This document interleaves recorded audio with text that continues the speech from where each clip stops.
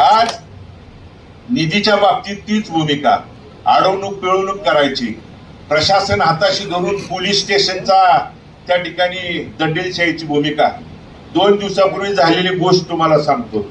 शहरामध्ये काल तुम्ही वाचलं असेल की भालकेंच्या नगरसेवकावरती 307चा त्या ठिकाणी गुन्हा, लोकेश यादव म्हणून आपल्या नगरसेवकावरती।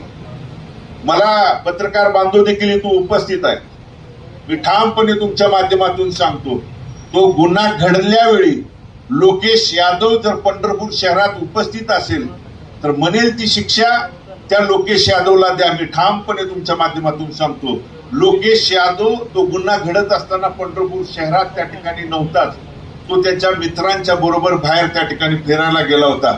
फक्त प्रशासनाला आणि सरकार तुमचं आहे म्हणून वेटीस हाताशी धरून त्या ठिकाणी प्रशासनाला आणि त्या ठिकाणी पोलीस प्रशासनाला धरून तुम्ही सरकार तुमचं आहे म्हणून जर चुकीचं आणि अन्यायग्रस्ताचं हे करत असाल तर तुम्हाला देखील जशास तसं, आणि मी पोलीस प्रशासनाला देखील त्या ठिकाणी हे केलंय, तुम्ही तपास करा।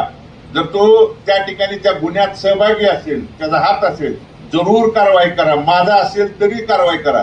पण नसेल आणि जर तुम्ही जाणून बुजून जर त्याच्यावरती कारवाई करणार असाल तर मग मात्र आम्हाला देखील रस्त्यावरती उतरावं लागेल। म्हणून ह्या कशासाठी, कोणती त्या ठिकाणी भूमिका आणि गोष्टी, म्हणून